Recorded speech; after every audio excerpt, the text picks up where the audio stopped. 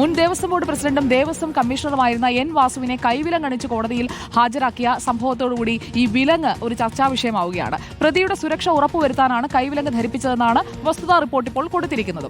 നടപടി ശുപാർശയിൽ കമ്മീഷണർ ഇനി തീരുമാനമെടുക്കട്ടെ. നമുക്കറിയേണ്ട കാര്യം ശരിക്കും എന്താണ് ഈ കൈവിലങ്ങിന്റെ പ്രോട്ടോകോൾ? അങ്ങനെ ഒരു പ്രോട്ടോകോൾ ഉണ്ടോ? ആർക്കൊക്കെ കൈവിലങ്ങ് വെക്കാം? അർജുൻ കല്യാൺ പറയും. ഒരു കുറ്റവാളിയെ എപ്പോഴൊക്കെ കൈവിലങ്ങണിയിക്കാം? എല്ലാ കുറ്റവാളികളെയും പ്രതികളെയും പോലീസിന് കൈവിലങ്ങണിയിക്കാൻ കഴിയുമോ? ഇല്ല എന്നാണ് ഭാരതീയ നാഗരിക സുരക്ഷാ സംഹിത 2023 സെക്ഷൻ 43 സബ് ക്ലോസ് 3 വ്യക്തമാക്കുന്നത്. സ്ഥിരം കുറ്റവാളി പട്ടികയിൽ പോലീസ് ഉൾപ്പെടുത്തിയവരും കസ്റ്റഡിയിൽ നിന്നും രക്ഷപ്പെട്ടയാളുകളെയും സംഘടിത കുറ്റകൃത്യത്തിൽ ഏർപ്പെട്ടവരും ബലാത്സംഗ കേസിലെ പ്രതികളെയുമൊക്കെ പോലീസിന് കൈവിലങ്ങ് വെക്കാം.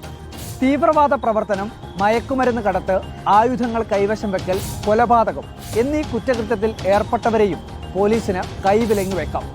മതിയായ കാരണങ്ങളില്ലാതെ കൂടുതൽ നേരം പ്രതികളെ കൈവിലങ്ങ് വെക്കാൻ പോലീസിന് അധികാരമില്ല. ശിക്ഷാരീതി എന്ന നിലയിലല്ല കൈവിലങ്ങ് ഉപയോഗിക്കേണ്ടത് എന്ന് വകുപ്പിൽ വ്യക്തമായി പറയുന്നുണ്ട്. എപ്പോഴാണ് കൈവിലങ്ങ് ഉപയോഗിക്കേണ്ടത്? പ്രതികളെ അറസ്റ്റ് ചെയ്യുമ്പോഴും കോടതിയിൽ ഹാജരാക്കാൻ കൊണ്ടുപോകുമ്പോഴും മാത്രമാണ് കൈവിലങ്ങ് ഉപയോഗിക്കേണ്ടതെന്നാണ് വകുപ്പിൽ പറയുന്നത്. അതല്ലാത്ത ചില പ്രത്യേക സാഹചര്യങ്ങളിൽ കോടതിയുടെ അനുമതിയോടുകൂടിയും പോലീസിന് കൈവിലങ്ങ് ഉപയോഗിക്കാം.